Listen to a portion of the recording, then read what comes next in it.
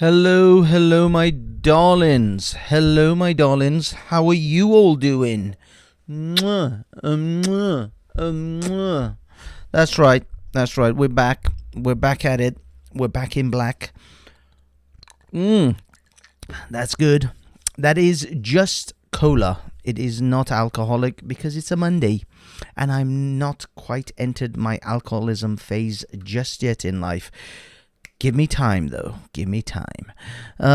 So, kids, how you all doing?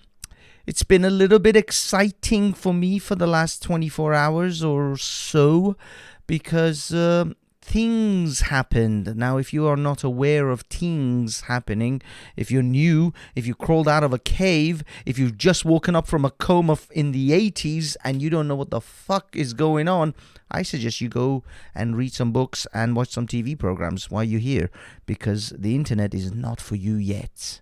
But if you are not any of the above and you are aware of the antics of Speaker's Corner, you would have known already what transpired yesterday, where a vicious and cruel and unprovoked attack. Now, I say that in jest, but in reality, it was an unprovoked attack on Hatun. Occurred by, our wonderful religion of peace, tolerance, and acceptance, because that's what it is, isn't it? It's so peaceful and tolerant that me mentioning the name of said religion could potentially get this stream shut down, let alone anything else. That's how peaceful this religion is. So I'm going to use, if you like, euphemisms and sort of skirting around the name itself in this show. See how long we can survive this anyway. I'll probably last about 30 seconds. But if we can manage it throughout the show, who knows? This video might stay up on YouTube. Otherwise, you're going to have to catch it somewhere else. Now, when I say have to catch it somewhere else, where can you catch it? You can catch it on Twitter right now.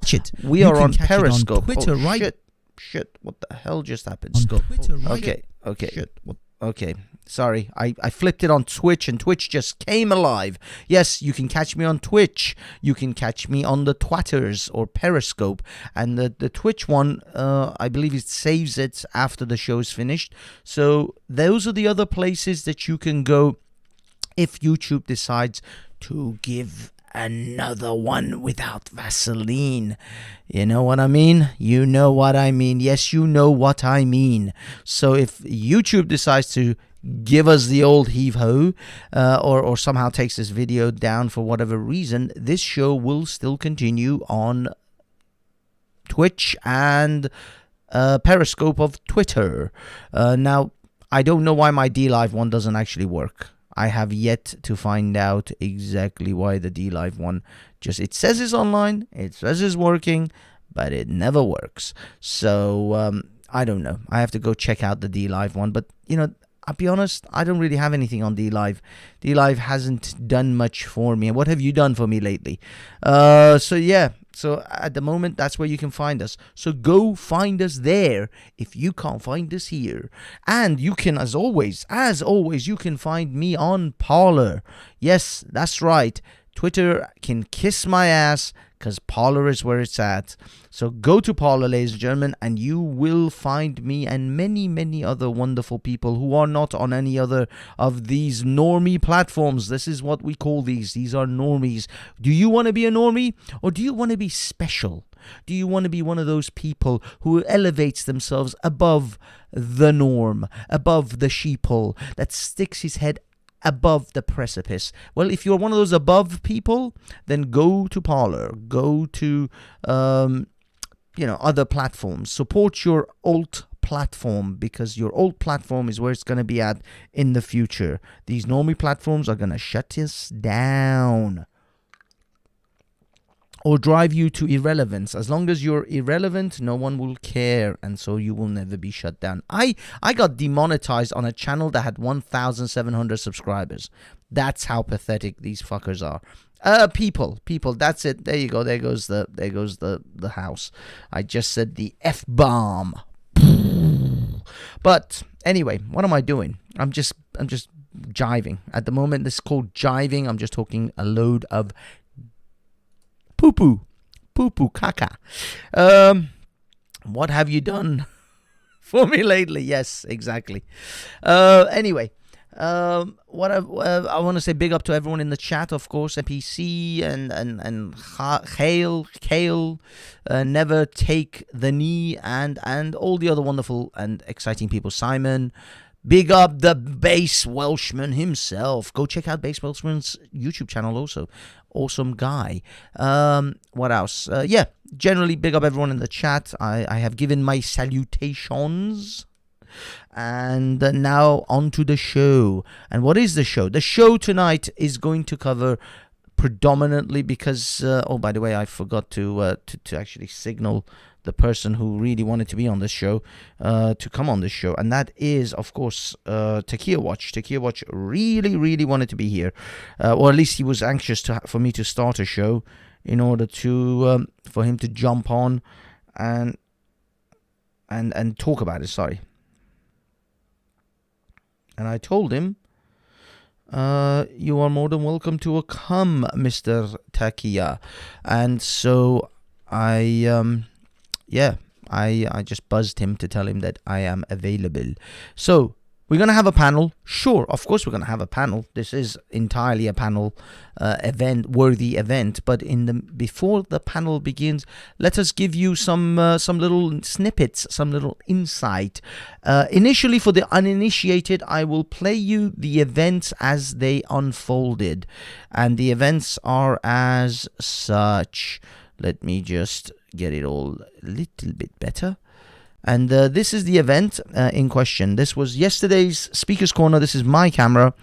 And Hatun was interrupting, or at least simply displaying her she was displeased. She was displaying her annoyance or unhappiness with the fact that Muslims yet again break the no praying in the park rule. This is literally like the thousandth time Muslims have done this. They systematically do this. This is no longer just like, oh, we forgot, or oh, it was accidental, or we're sorry. No, this is now on purpose. They do this in order to show their dominance and presence in Speaker's Corner. This is no longer an accident. This is a war of attrition, effectively, is what I see it as.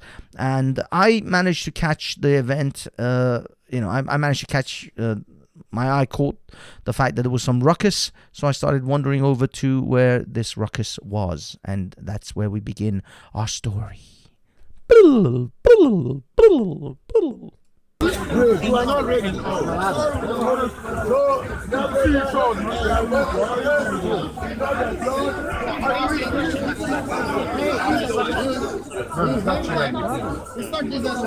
Madam, he got right to pray. He got right what you do. He doesn't have right. No. He doesn't have Madam. Hello. You got only, madam. Don't answer. Yeah, please. If we have to, madam, if the council and the police, you can come and ask him, is allowed to. No, he's not allowed. He's not allowed. He's actually not allowed. Only police and the councillor. And we have with madam, please. In the council, we allow, madam, in the council we allow, we allow by the council that one person can pray. We not allow the council, because the council we allow, I'm not Muslim, madam, I'm not Muslim. He's not allowed other people to pray. That's all. One person is able to write. One person is able to write. This is the problem. How many? Madam, go back. Go back to it. No. That's the Speaker Corner. So what? No. And then this guy just stands in front of him, trying to cover it up.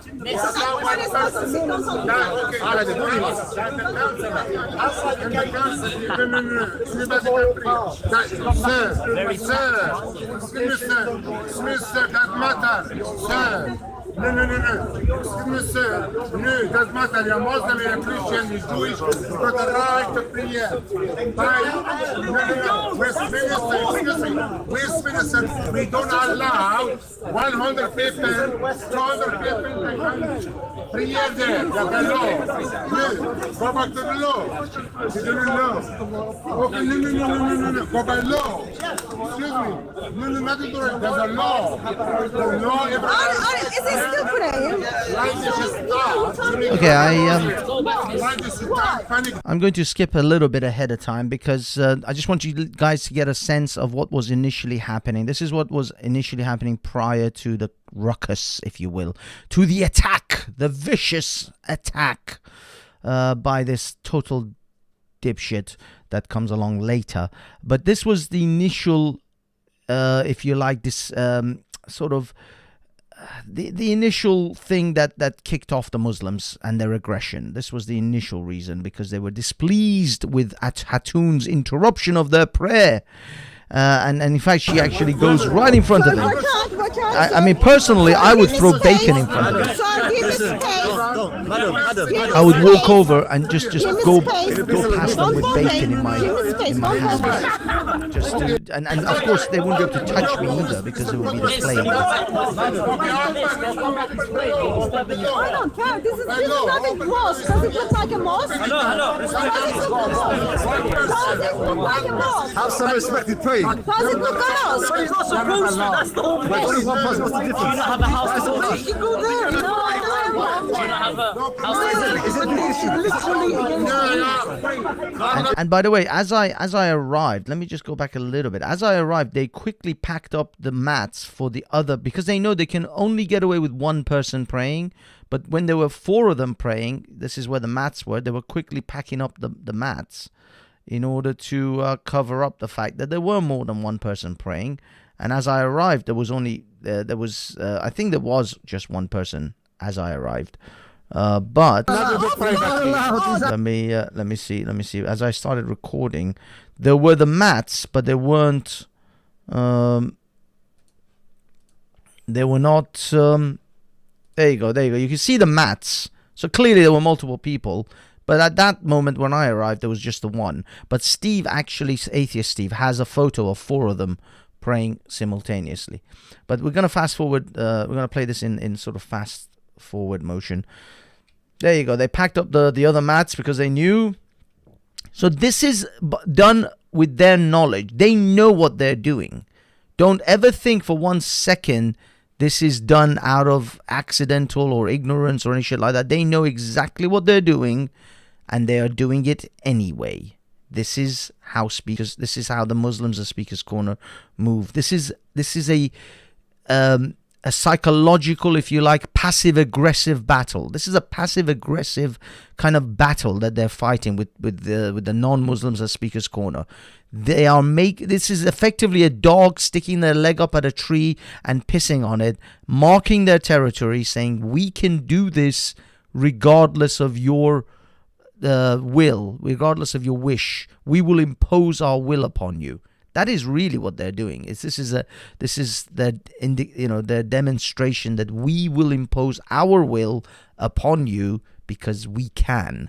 And this is why I give Hatun and Based Amy, or Bacon Lady they call her, I don't know, whatever, 100% credit. They are amazing people for standing up, and this is why she is the lioness of Speaker's Corner, because she literally does not take any shit from these people. So anyway, this goes on somewhat, and then they disperse because so the praying finishes. The Muslims all gather, by the way, look at that. But I like the fact there are Christians. This man's a Christian. There's a Bloodfire, Captain Bloodfire, I think they call him. He's a Christian. Bob later on comes in. The Christians are beginning to use the same tactics. They rally around each other very quickly, and that is actually very nice, very good. It's surprising the Christians are moving this way. So yeah, the Christian. I mean, of course, we got JC. I think it's JC from Soko Films. Muslims, of course, they hoard in their they gather in their hordes very quickly. But there is a good, strong contingent of Christians. That man with the plaited hair is also Christian. If he comes back into shot, I'll point him out. But the Christians have rallied in. Although still plenty of Muslims floating. Plenty of Muslims floating around. But the Christians did gather around Hatun fairly strongly. And yeah, they're ushering away the other Muslims. Yep. Okay, you see, now this is a moment of levity. Now at this stage, things actually effectively calm down. So we thought things are cool now. And Hatun is showing this little picture of a mouse with I think it's meant to be kind of a mullah mouse. It's basically a picture of the Quran with Swiss cheese all over it, or a Swiss cheese soup, sort of imprinted upon it, so to show that the Quran has lots of holes in it, and the mouse does wear some kind of a turban. I don't know. But either way, it is mocking. I'm not gonna say that it isn't. It is definitely taking the piss. But who cares? It's not a picture of Muhammad. None of them say Muhammad. So nobody's drawn pictures of Muhammad. But it is a Quran with Swiss cheese on it. Like holes with Swiss cheese sort of embedded into it. That type of thing. It's like a Photoshop thing. And Raj didn't want to show it because Raj is currently kissing some Muslim ass for whatever reason. He's in the process of cunnilingussing some Muslimas somewhere, possibly. I don't know. Raj, he sometimes shows great weakness and then he shows great strength. It's a bit of a mixed bag with him.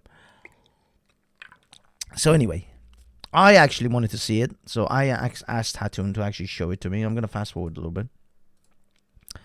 Is speed it up. Keep going. Yeah, there you go. So I get a good shot of it here. Hold on. There you go. And that is the mouse, the offensive mouse. And this guy, this is some Muslim scholar. To be honest, I don't know who the fuck he is, and he's identified these holes in the Quran. Apparently, this guy. I'll be honest, I don't care. But there you go. This guy, he's the one with the glasses. He's taking the piss a little bit. Can we see? No, we can't see. No, that guy. Shit, what am I pointing to? Anyway, that way.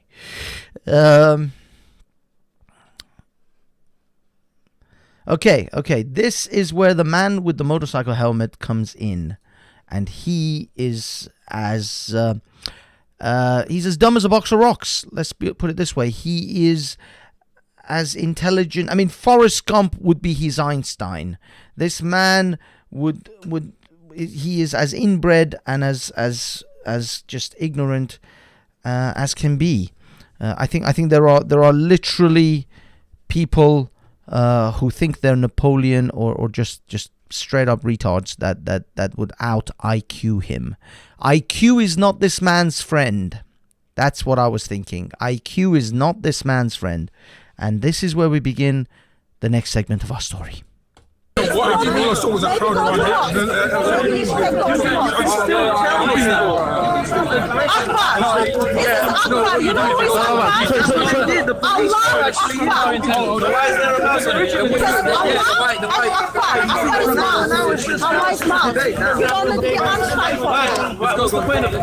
You don't think Allah is mouse?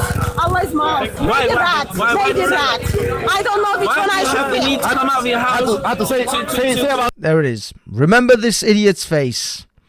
His eyes, they say, the engine's running, but there's no one behind the wheel. No one behind the wheel.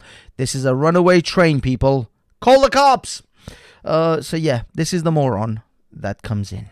He said. According to these scholars, Yasir Qadi said that it holds in a Quranic narrative.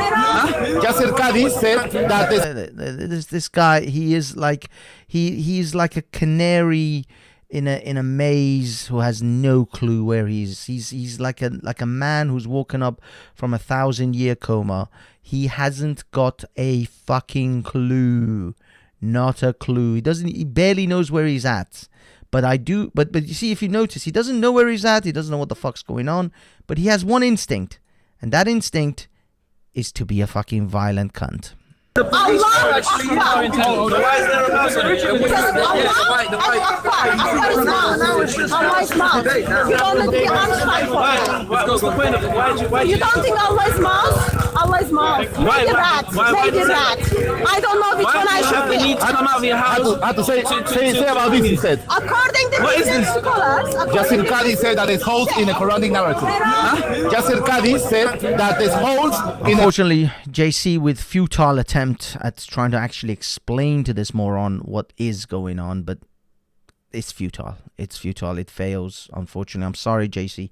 Your attempts at trying to... This is like showing a fucking, I don't know, goldfish how to use an iPhone. You trying to explain this stuff to him is like teaching a fish how to use an iPhone. It's just not going to happen, dude. It's futile. Futile, I say. Quranic narrative. What is she saying, bro? What's that? She's saying this is the mouse Quran. What's all that? Why do you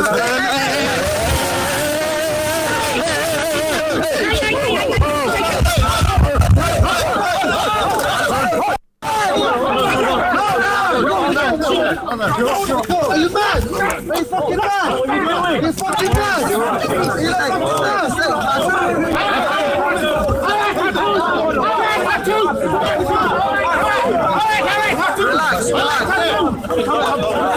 Relax, Hatun. Please, please.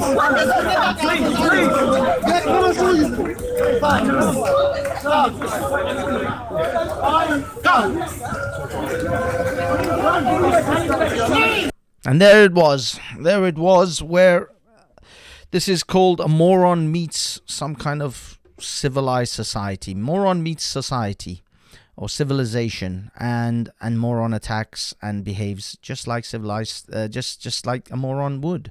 Unfortunately, these Neanderthals have no clue how to behave in these sort of societies. So they come, they're like, you see this gaping mouth, what? I must grab it because I do not know what else to do. My circuit, she blew my mind. I see mouse, I see Allah, I must destroy. Allah, mouse, haram, I must kill. Fucking slack-jawed fucking moron. That's what we have here. Look at this. Watch his mouth. Look how wide that fucking gaping hole in his face is. Let me just do it without the sound. You can then see it. Look at his mouth. Look at it. Okay, hold on. Look when JC tries to explain it. Look at it.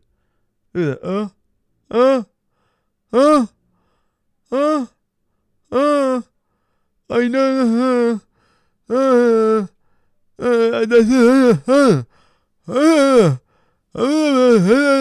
Grab it. I'm just gonna fucking grab it and fucking tear it apart. It hurt my feeling. My feeling will hurt, and I must grab this and tear it. It's a fucking. I must tear it, because I am a fucking Neanderthal. Because I am a fucking inbred moron who hasn't got a clue how to live in a civilized society. Why do we have these people here? Why? Do you know what? With every one of these fucking interactions that I have with these fucking Neanderthals at Speaker's Corner, I step one step closer to the Thanos solution for the world. Thanos wasn't a bad guy. I think those fucking Avengers were the evil cunts who let these bastards fucking live. In fact, they fought and went back in time to bring this cunt back. They were the bad guys. That movie got it wrong. The Avengers were not the fucking heroes in that film. Thanos was. He was trying to rid us of these fucktards. But anyway, God. This is the problem. Anyway, this footage, surprisingly, was clipped by Tequila Watch, a good, wonderful friend of mine, Tequila Watch. Go subscribe to his YouTube channel as well. And he then, somehow through the grapevine, managed to get it to Tommy Robinson, which has since... click them fingers, Thanos. Exactly. And so 99,000 views have come out of this clip. My clip. 99,000 views. Not a single one of those fucks have subscribed to this channel, though. 99,000 views. Not a mention who fucking posted this video. Banksy style, you cunts. How is it? I get fucking... I have less than 1,000 views on my fucking stream. And yet 99,000 views of my fucking clip. Ain't that a bitch? Ain't that a bitch? But that's okay. That's okay because I do it for the people. I don't do it for self-gratification and self-glory. I am so lying to you right now. I do it absolutely for self-gratification and self-glory. But if I was to be lying and to kind of try to pretend that I am not some kind of selfish, self-absorbed cunt, I would say I'm doing it for the people. But I would be lying. Because I want those numbers. But anyway, 99,000. Tequila Watch's own little clip on his YouTube has had 43,000 views. 43,000 views. I'm so jealous. It's my fucking footage. I stood in the rain, you fucking bastards. How is this justice? It's okay. It's okay. I do it for the people. Just keep telling yourself that. I do it for the people. Not self-promotion. Although I will give Tequila Watch, the wonderful Tequila Watch, amazing credit. He has totally credited me in his tweet. 100% credit. Footage. Thanks to Banksy Style UK for the footage. Gotta love that man. Gotta love that man. Of course, Tommy Robinson didn't have the fucking little goal. He didn't have any fucking, reason to maybe perhaps throw in a little bone my way. Maybe, Tommy, you could have perhaps spared a couple of lines. You do realize Parler has far more characters than Twitter, right? You could write an essay on fucking Parler, but no mention of the person who actually took the footage. No. Just Hatun and the fact that she got dragged on the ground, but not the man who had the foresight to record it all. Oh, fuck this. No, I'm so glad that the footage has gone viral. Not me, but the footage has gone viral. Have to be glad of that. Okay, moving on. Actually, I wanna post the StreamYard link. So if by the way, the StreamYard link is always in the description for those of you who are too fucking lazy to go and look at the description. It is always there. Yeah, it's there. But I shall post the StreamYard link into the chat for those of you who wish to join. Because at this point I will, after a short commercial break... Oh shit, I forgot to even set up the commercial break. How could I not set up the commercial break? So yeah, for the commercial break, after the commercial break, I will be ready to take on anyone who wishes to discuss me, because I'm disgusting. So yeah, so we're gonna take a short commercial break. We will have the Wheel of Cunt today, absolutely. Now, let's take a quick vote during the commercial break. Do you guys give me a 1 if you want the give me a 69 if you want the commercial break. If you want the Wheel of Cunt after the commercial break, or do you want the Wheel of Cunt after we've done the panel speech? Give me a 69 if you want the Wheel of Cunt early. I think I should do it early, but we'll see. Let's see. Let's give the audience participation moment. Let's see if we can give the audience a little bit of power to decide. And in the meanwhile, we will go into our small commercial break in order to move on to our next segment. And our commercial and our this channel and this show is sponsored by Banksy Style Teesprings. Teesprings, is it? No, Spreadshirt. I'm advertising for an entirely different shirt company. I should actually open one of those too. But Teesprings has Banksy style goods and things. Now I was gonna, I somebody said to me, don't call it shit. I'm just saying buy my shit. I'm not saying it's shit. The stuff is great. This stuff is great. Do you need t-shirts? Have you ever had an anchoring for a small bag? Have you wanted a cap that said Banksy style on it? Not even Banksy style. Have you ever wanted a cap that had a Banksy design on it? I bet you haven't. I bet you don't. But you can. You can have something very close. It's not exactly Banksy, but it's real close to Banksy. And you can have my darlings. Have you ever wanted a bag that immediately told people how you wish to greet them? Have you had a t-shirt? Don't go into the public and simply have words come out of your mouth. Let your t-shirt speak for you. Your t-shirt will introduce you, will give you an opener. Guys, this is the greatest opener you will ever have with a woman. You want to break that ice? Walk up with a t-shirt and say, read my t-shirt. Hello, my darlings. Hello, my darlings. And if she says, what the fuck are you doing? Get away from me before I mace you. Say, I got this from a dude from the internet. That's how great this t-shirt is. And yes, it is. It's marvelous. It's spiffing. Although it doesn't look good on white. Don't buy this one in white. Wait for the black one. There is a black one. Where's the black one? Black on... there we go. No, that's not it. That's white writing. We want the black writing. There is a black writing eventually somewhere. There is... by the way, look at this. Look at this bag. Look at this bag. You want Chanel? You want Gucci? Screw your Gucci. Screw your Louis Vuittons. Get a BS bag because you want a BS bag. Look at that. Look at that. That is the hippest thing. You can go to school, work, anywhere, and you will just look amazing. Look, how does it look on with green? How does it look with green? Look at that. Look at that on green. Actually, I'm not so sure about the green. Blue? I don't like the blue. It screws up the B. Go for the yellow. Yellow on black. That's the best one on this one. The red's not too bad. Personally, I would go for the black and yellow. I think that's the best. But there is other variations. Hold on. There is other variations. There is so many variations. It will blow your mind. In fact, if you buy this t-shirt, someone will come round and blow you. Not just your mind, but you in person. Do you need that? Go get this t-shirt. Do you want a beanie? I'm going to get this fucking beanie. I like this beanie. I got to order 2-3 of these things. You still have 3 days. Shit, I got to order this quickly.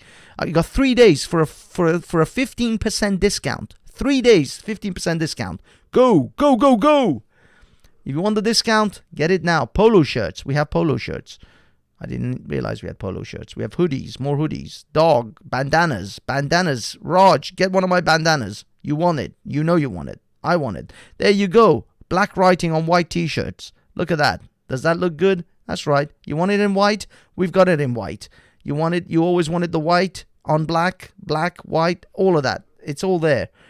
A big bag mixed up. Look at that. It looks good on lighter colors. Obviously, don't go for the black. It's not going to look that great. Don't go for the black. Go for the white. Go for the light gray.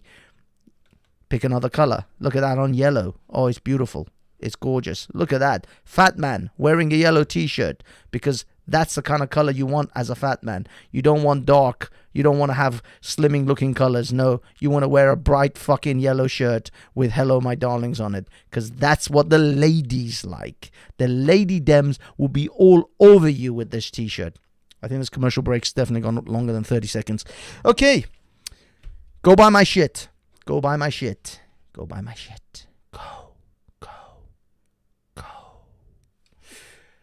Okay, swiftly moving on to our next segment.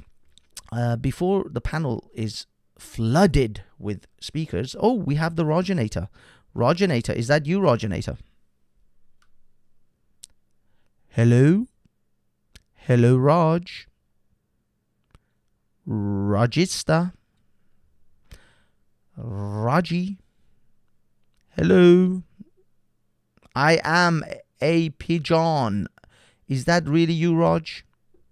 Raj, if you do not speak in the next 10 seconds, I will be forced to kick you repeatedly off this show and out of my life. Raj, your mic is on mute. You will have to unmute, Raj.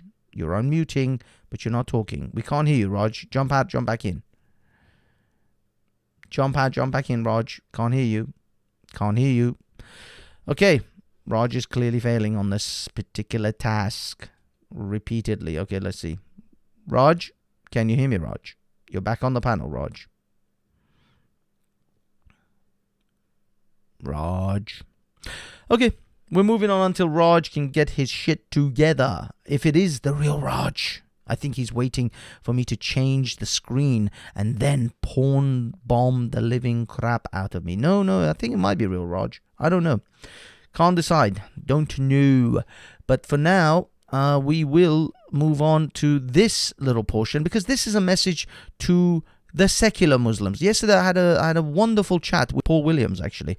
Very nice guy, very smart, even though occasionally he hates my guts. I'll be honest, I'm back and forth with that guy. Sometimes he likes me, sometimes he despises me. It's a mixed bag of love and hate. But for people like Jordan M, you see, Jordan M comes to mind every time I see these things because these naive poor bastards who live in Britain who think Islam is all just fun and fine and dandy. This is an Iranian girl who was wearing a hijab, but not an appropriate enough hijab for this undercover, apparently, morality police in Iran. This is in Kermanshah.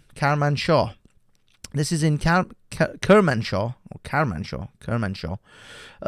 in Iran, where the morality police, literally in the middle of the road, stands up, stops the car, gets out, and starts chastising these girls and wants them arrested.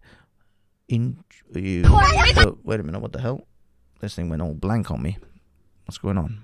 Sorry, guys, hold on. Hold on. This thing is gone all crazy. What is going on here? Okay. Okay, here we are. Sorry, it just went suddenly blank. StreamYard seems to be doing that recently. Don't know why. Wait, what the bejesus? This is ridiculous. What's going on? What is going on? I don't know. Maybe it's this. Maybe that when I make it full screen, it doesn't like it. It doesn't like it somehow.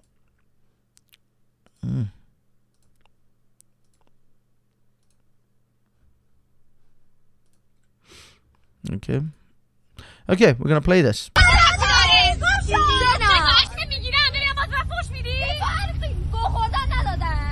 this.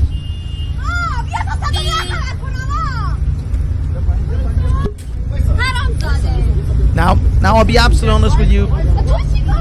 I'll be honest, these ladies are swearing at him a little bit because he started to swear at them and started to be really rude. He's saying things like, I F your mom and you know, all of that stuff. Who's your owner? Who is your owner? He keeps saying.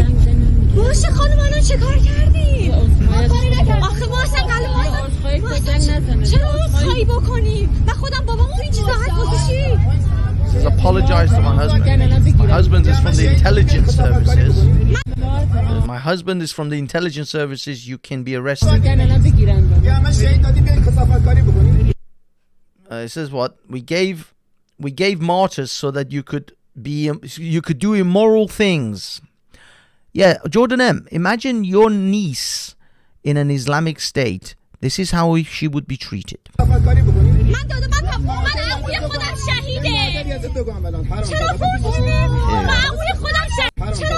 did he? He said, I will fuck your M now.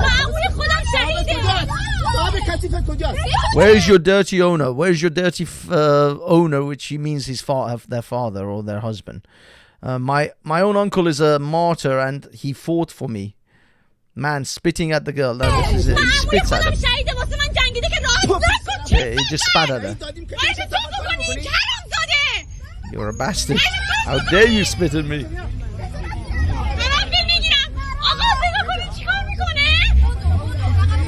The police officer stops, but he can't do anything because if this guy's in the intelligence services, the police officer can't do shit.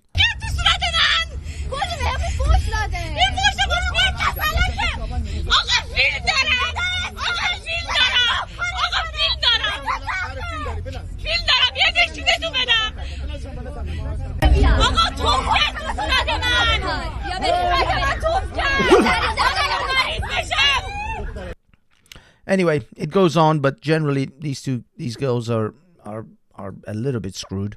I don't know how far this is going to go. But that's how it is. That's day-to-day life, Mr. Jordan M, for the average girl in Iran. She gets spat at, they get insulted, they tell the morality police or someone in the intelligence services can say, I will F your mother. And this is the respect of Islam. Because you know why? Because their hijab was slightly wrong or inappropriate according to that man. So good luck. Good luck with your embrace of Islam.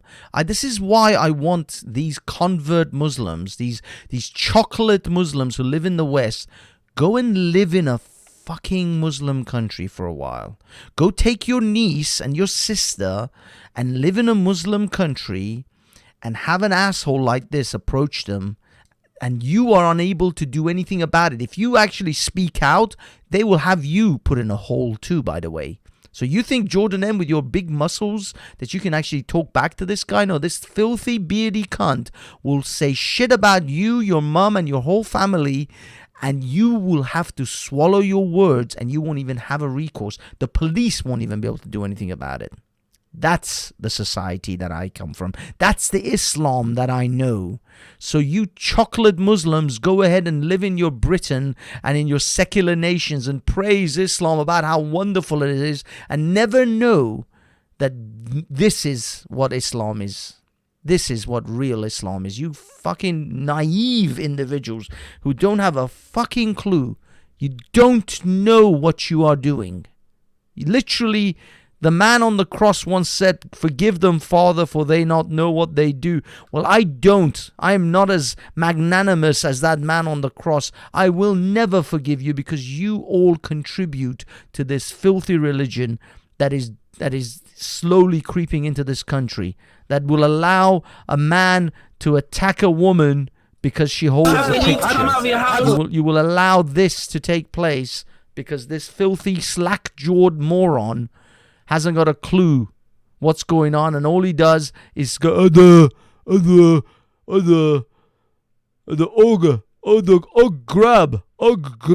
Look, I grabbed it. That's what I did. This is the fucking thing you introduce. This is the thing you support in this country, in this world. This is the filth you want us to tolerate in this country, and this segment of it will come.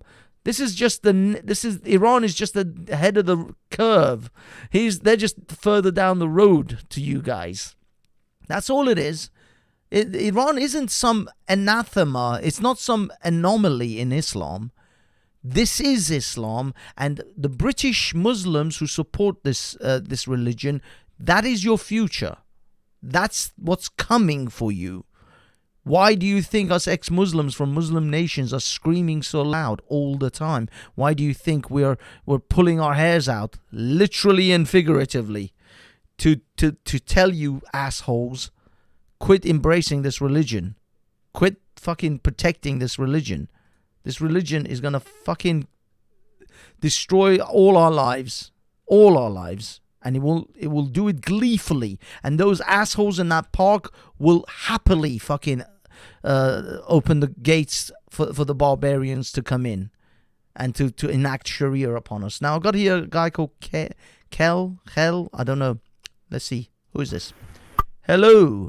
Hey, Banksy, what's up? I'm good, mate. Who are you? I'm sorry. I don't know. We used to talk on Titans TV a couple years ago. And yesterday I was on the panel at Simon's channel in Discord. Oh, you are the gentleman. Hello, sir. I'm sorry. You had a different name on that one, so that's why I didn't recognize you. Thanks. Yes, welcome. I'm so glad. I was hoping Simon would be with us soon because I posted. I told him on Discord that I'm on the show. He was in the chat. Sorry. He was in the chat, but I don't think he's still here. He was in the chat, in the text chat on the show. Yes. Okay. But I mean, he was the inspiration. He's the one who pushed me to do the show. Otherwise, I was gonna sit on my ass, watch films, and eat Cheetos.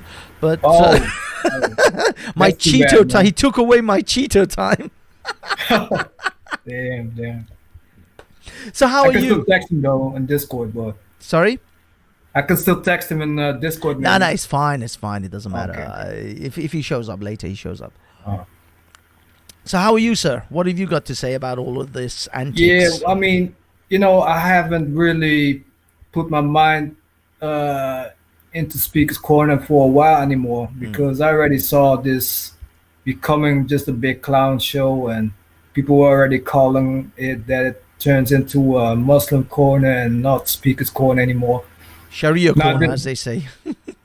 Huh? They say Sharia corner. Yeah. Even worse, right?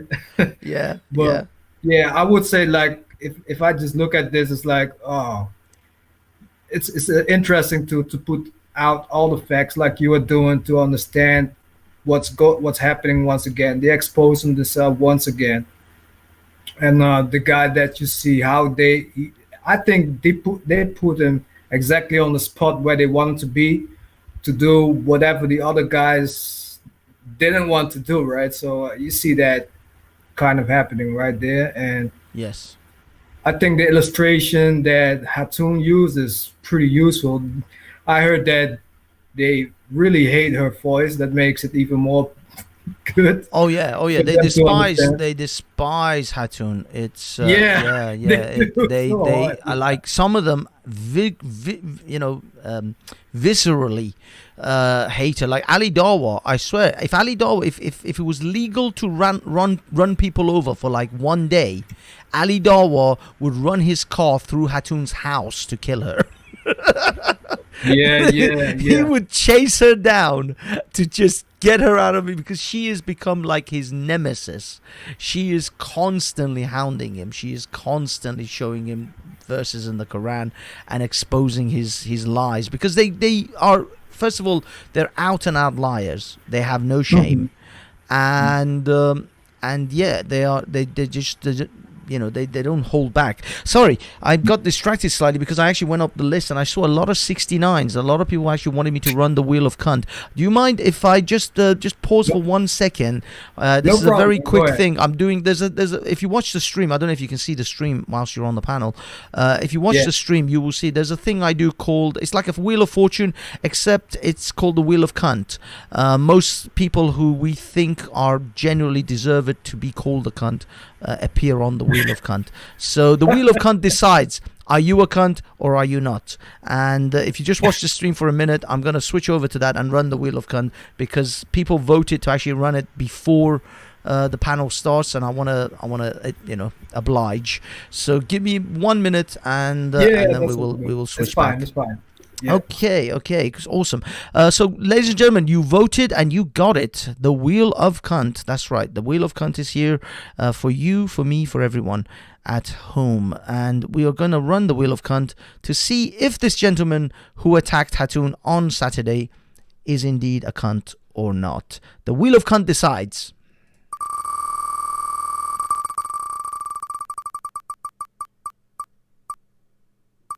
Oh my God. The first one came out. We normally do 2 out of 3. We normally do it 3 times. And then we'll see how the Wheel of Cunt judges. At the moment, this man has got 1 roadman. So I'm sorry, but the wheel of cunt does decide. We have no control over wheel of cunt.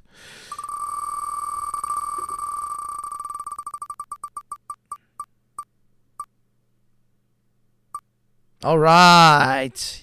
We have a cunt. We have a cunt. And the final deciding spin.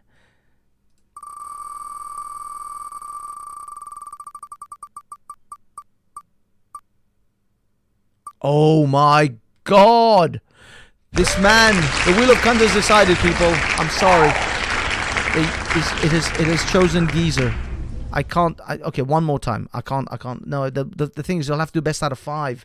It'll have to be best out 2 more times. 2 more times. This man has to come out as a cunt. I don't know what's wrong with the wheel of cunt today. Yes. Okay. We have one more cunt. We need one more cunt, gentlemen.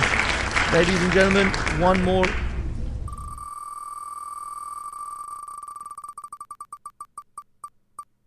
Oh no! I'm sorry. The wheel has decided. We cannot.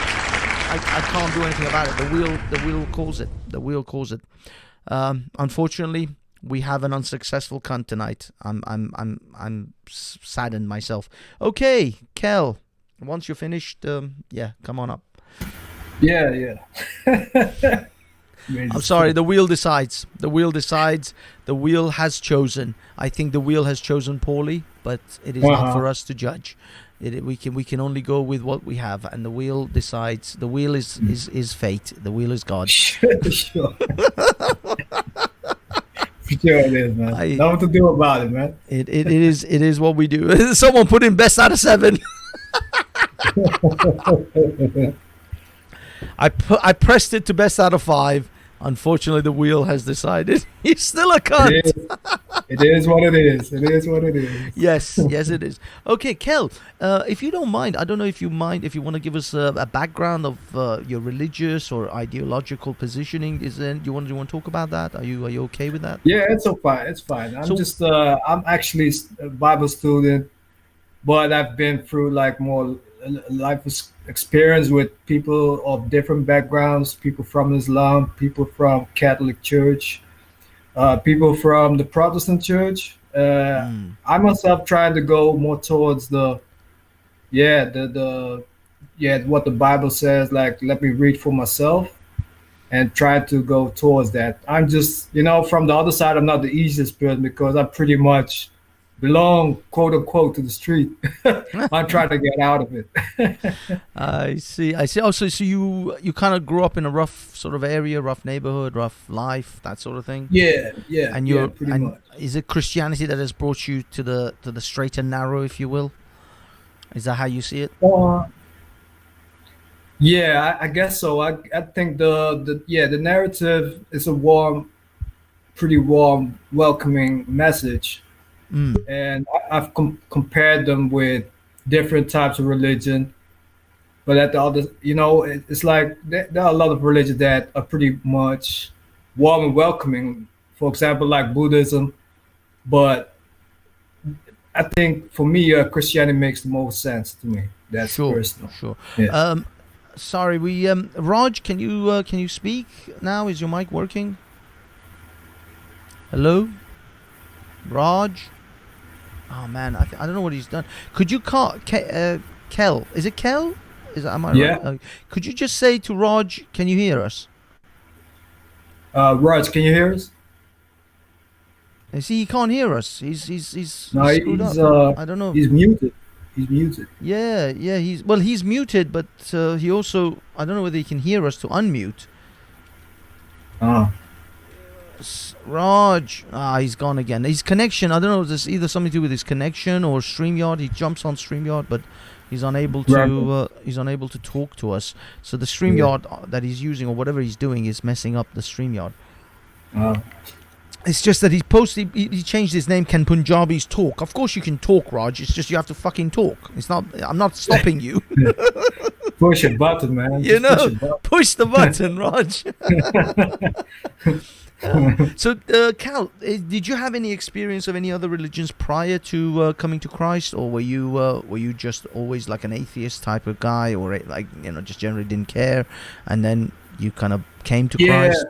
Pretty much all of that. I mean, I've been hanging out with a lot of Muslim guys and listen to them and why they were religious and all that, just like in a kind of playful manner. And I found out they're pretty empty in what they believe and what they stand for. They just pretty much being brought up with standards and traditions, but they don't really think for themselves. Only like in an enrichment, how they can enrich themselves. They don't really have a real unity than just for like momentary.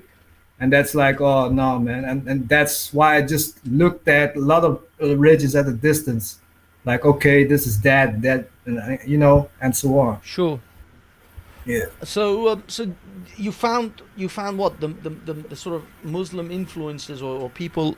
Sorry, hold on, let me get closer. You found that the people that you dealt with, as far as Islam was concerned, were not particularly, as in they were kind of hypocritical about their religion. Is that what you're saying? Yeah, pretty much in the sense that they were like searching as well. I think they were more like the people you see in the park, pretty culturally, but yeah, it's always like questionable. Like, are they really practicing it, or are they just doing it because everybody else is doing it? And if you talk with them personally, it's like they just don't want to make up their mind. They're suddenly gonna change the subject and talk about, other interest in something. There's no really depth in the type of conversations. Only when there's like one influential guy suddenly appears that's supposed to be from the Islam representing somebody or have a representable position, then they suddenly just quiet down and listen. Like they take the guy's lesson serious, but after he's gone, they just turn back to their own type of ways again. Like they heard nothing, I see. How are you? Sorry, I don't know if are you in the United States or Canada? No, I'm in Europe. You're in Europe. Oh, Yeah. oh! I didn't realize you got such a strong American accent. I thought you were in the United States, because I was going to ask, how you find things, how the Muslims behave over there. But I don't want to get, if you don't want to tell us where you are in Europe, that's fine. But how are you generally finding Muslim behavior in Europe versus the way I see it in England, for example? I would say like I see very many similarities, like especially the character of, I think that the guy that is always with Ali Dawa, Mohammed Hijab. Yeah, exactly. Yeah. And he always trying to show up as the leading figure, and I recognize that over here as well. There are people that always trying to be surrounded with one guy that they feel is like the leading person or something, like, and I thought it was pretty impressive in the sense, like, why would they do that? And it's very chaotic, and I know that it was just something that just was pretty obvious to me how that stuff works.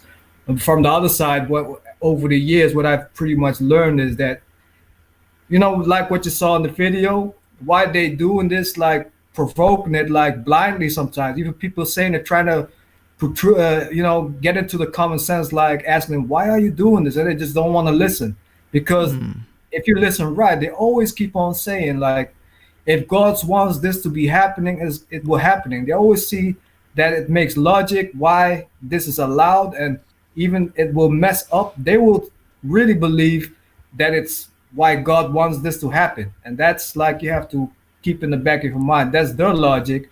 And whatever people's logic are, they don't care or don't want it to care about. They want this, what they believe it's supposed to be happening, because they think God wants it to be this way, Yeah. I mean, I'll be honest, because I don't subscribe to God and God sort of belief. So for me, it's not, I don't see it in that sort of way.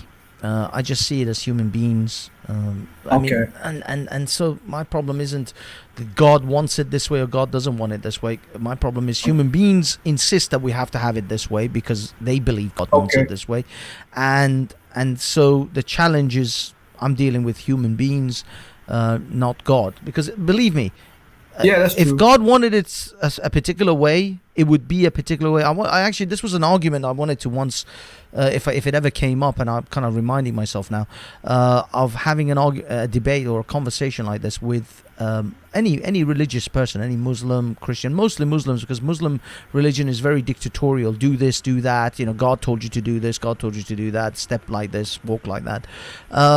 And my argument is, my God, if I were to have a God, my God's rules are impossible for you to not obey. My God has rules that are impossible for you to disobey. My God's rules are, my God wants you to breathe. Now you go ahead and try to defy my God. You go ahead and try to not obey my God's rules. Because you can't. This is my impression of if there is a God, or if there was to be a God. The rules it sets, you will not be able to disobey. My God says you have to drink water. My God says you have to eat. Now you go ahead and try to disobey my God. You can try, but you can't disobey. I can disobey your God, but you can't disobey my God. I see. I understand what you're saying. I mean, I think what you're saying is that you have to survive, or else you cannot. Well, no. That if there is a rule, if God wanted you to do something, it would be the same as you breathing. It would be the same as you eating or drinking. You would be compelled to do it. It wouldn't even be it wouldn't even enter your mind in any way that you could disobey this. If you can't disobey a God that tells you that you must breathe, you just can't.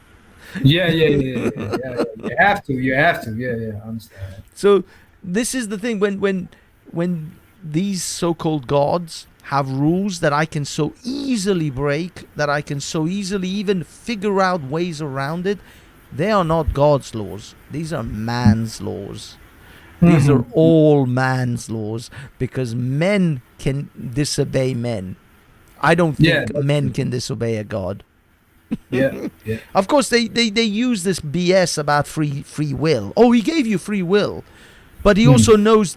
But he's also determined where you're gonna go and how you're gonna live your life, because they also believe in deterministic God as well. They believe that God has written your whole life already down somewhere, but at the same time you have free will, which is they don't even recognize the contradiction in this. You can't have determinism if you have free will, and you can't have free will if there's determinism, because you are not free. A robot may not know that it's a robot, but from its perspective, it thinks it's free.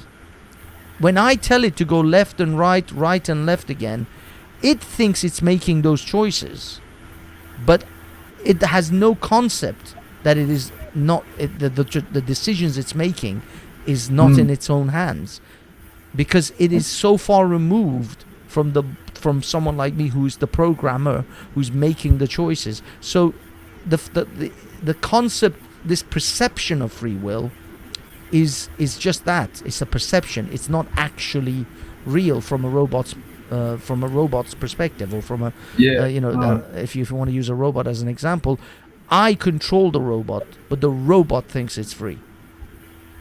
And so I got your point. So this free will thing, if there is determinism, you may not know that you're being controlled, but you're still being controlled. Again, I'll use the example of the kind of things that you may think. You don't have free will over your desire to breathe oxygen.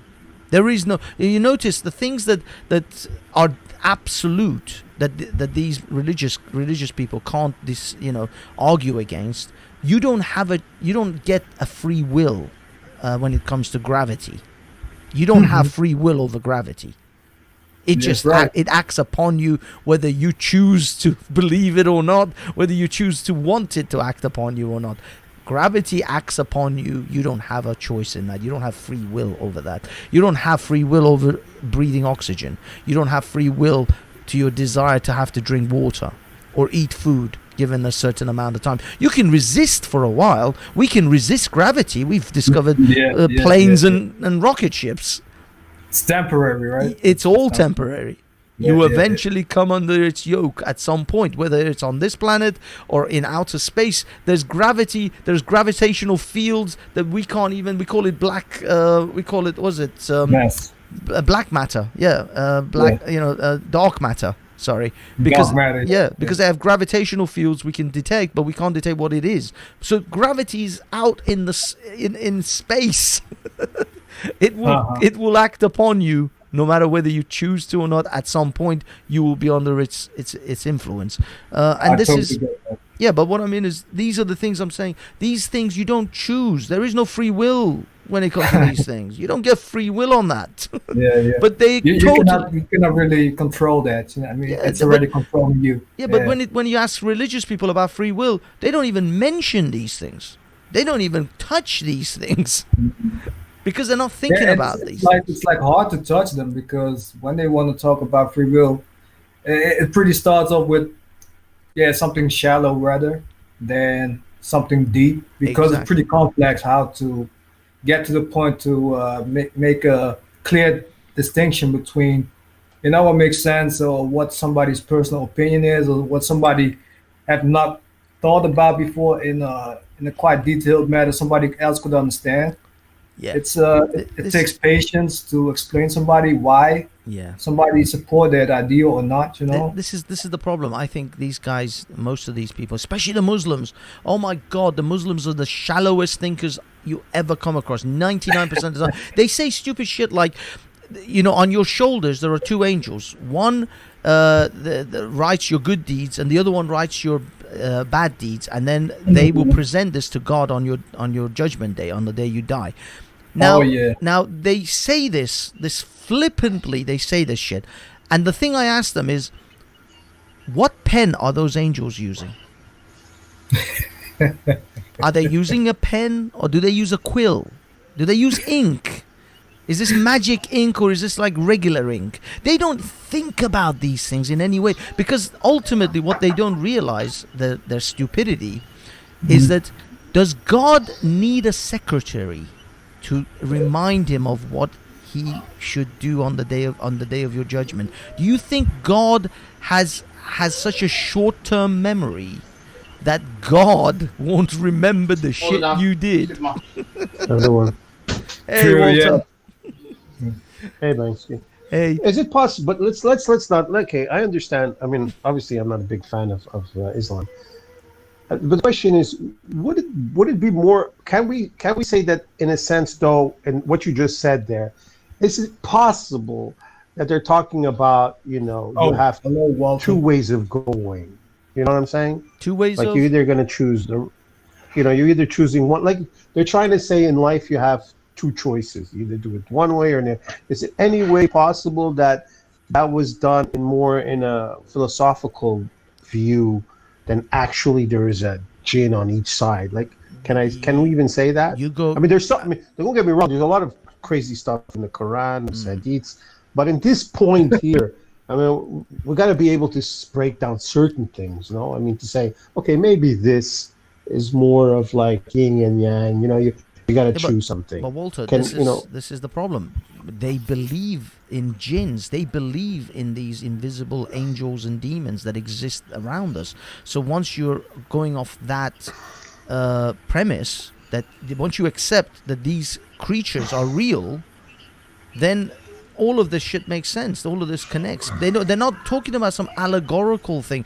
I mean, they tell you that the Quran. Now, admittedly, I have to ascertain whether this is the Quranic verses or whether these are hadiths. I would bet that you will find these things in the Quran, but I can't 100% tell you right now because I haven't looked it up. But nevertheless, if it's in the Quran, first of all, it's the verbatim word of God, and these are not allegorical. This is what God says is happening. If they're in the hadiths, maybe you'll have room to wiggle. I don't know, but I will say this: these guys, when you talk to them, I was talking to two Muslims yesterday about Tourette's syndrome, and you know what one of them said to me? He said, "Do you believe in jinns?" And I believe the conversation unfortunately got interrupted, but I believe he was going to go into the jinn theory of people who have Tourette's. That's the problem. I'm sorry, Walter's gone on mute. But No, I'm here. I'm listening. sorry, but you know what I mean. Sometimes people come in and start talking. Yeah. No, sorry, but no. I obviously know what you mean. But you know what I mean. But we have to understand that there is an evil side, and there is an evil side to humanity. Now, I mean, like there's a good side, which unless you don't believe in good, because as an atheist, I don't see how you can believe that good exists in a sense. Well, and evil. I good mean, is a there has to perspective. be- Evil it's is just a perspective. random. Right. I mean, because evil is a sense of like when you look at animals or you look at other creatures in the planet, they're just being who they are. They're being what they are. There's not no sinister plot. Exactly. You know, like plotting to like there's people out there who are actually plotting to do things to people, which is like it's like it's above, you know. It comes from somewhere else. Like how can you be sitting there plotting to hurt somebody, or even let's say some people do the opposite. They want to be good. They're actually like thinking how to help millions, you know, and like why would they even care to help millions? What's the point?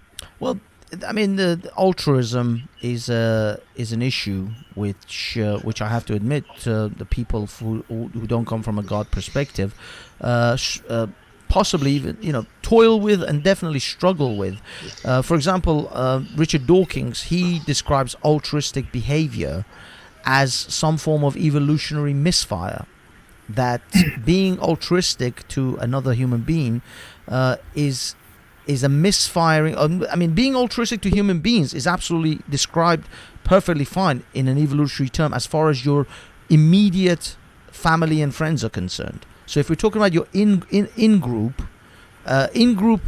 altruism is perfectly, you know, in line with the evolutionary process. But to be altruistic to some young child in Mongolia who is starving is not necessarily an evolutionary process. There is evolutionary mechanisms to explain it, but to care about someone thousands of miles away for nothing but the fact that you just want to, you know, do good for them is extending our altruistic sort of tendencies beyond the immediate family and friends. It's almost like a God complex, no? Well, no, it's what as I said, he describes it as an altruistic misfire because what it is that, like, I know. I mean, obviously he's got to try. He's an atheist. He has to try to balance it out in his head so that it makes sense to him. Exactly. But like for some people, they're sitting at home eating. Like even some people cannot handle that. They go even into depression, knowing that there are people out there who don't have what they have.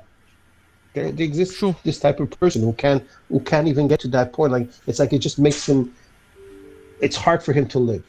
Yeah. And you know what I'm saying? So and all of this is either for no reason at all. It's just pointless.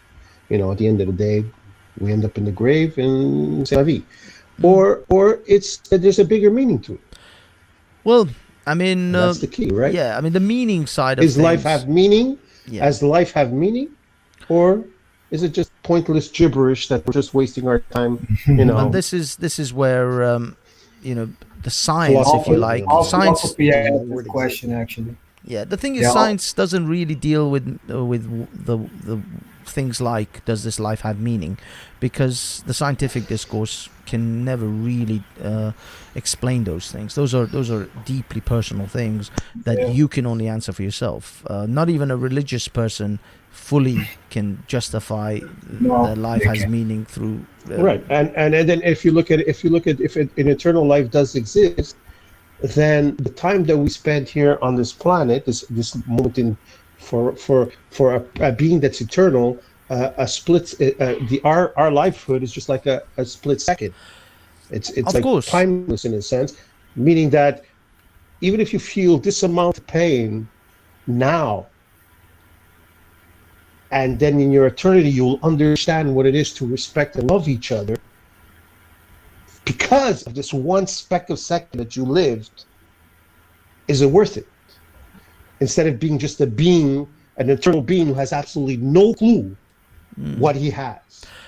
You understand? Yeah. Let me just introduce Takia just to make sure I can switch over the screen because I'm blocking the screen from the audience. Hey Takia, are you okay? Hello. Yep, he's the man. Sorry Takia, I just I just had to confirm. Lots of haters, man. Haters be hating. Sorry Takia, your mic is really muffled, but I can just make him out. I don't know if anyone else. No, you're good. You're good. Sorry, might have been maybe someone else. Hey, Simon. Yeah, how you doing, guys? So let me just before I bring Simon in, I just want to give this thought to Walter.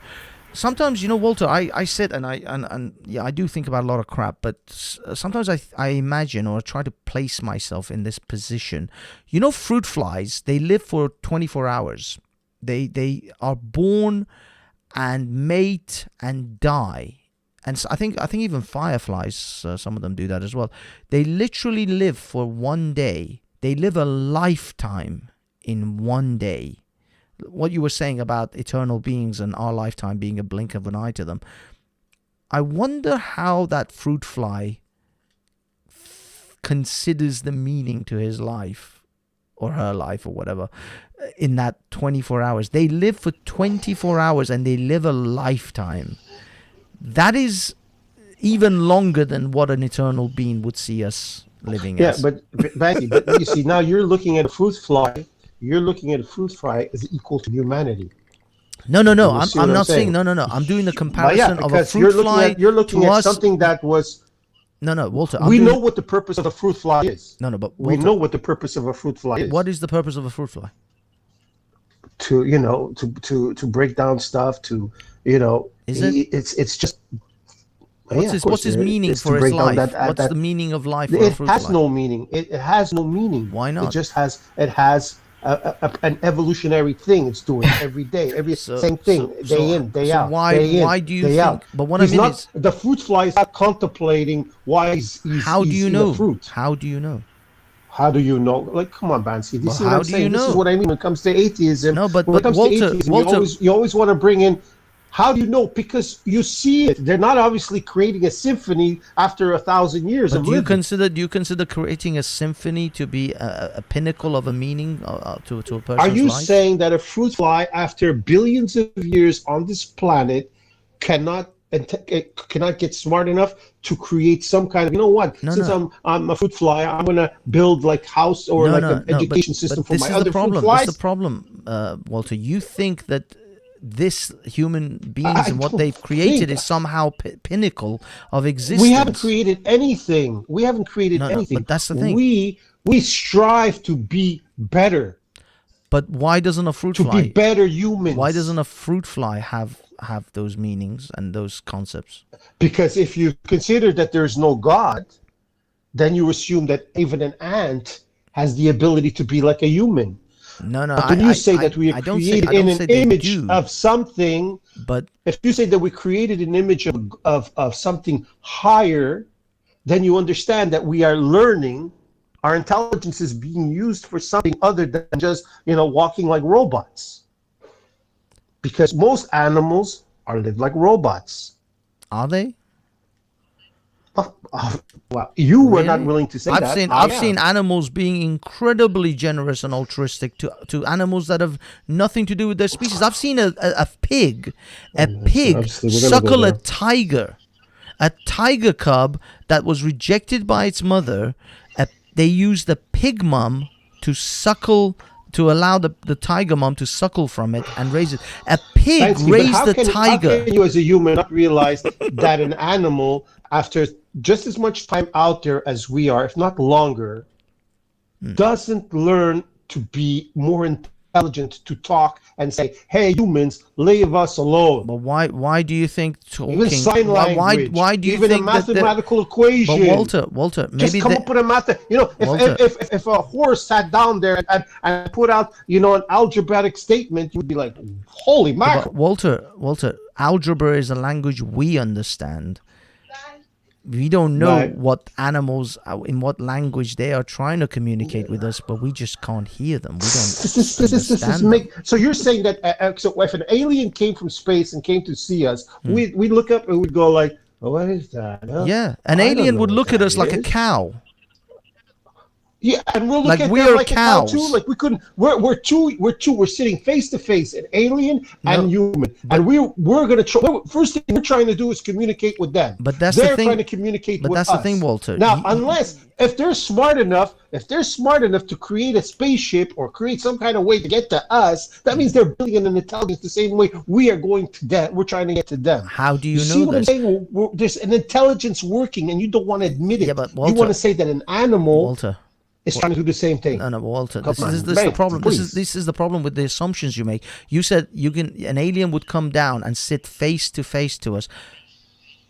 There are perspectives that aliens won't even have a face. We recognize faces. You immediately go to face. The alien won't even have a face for you to look at face to face.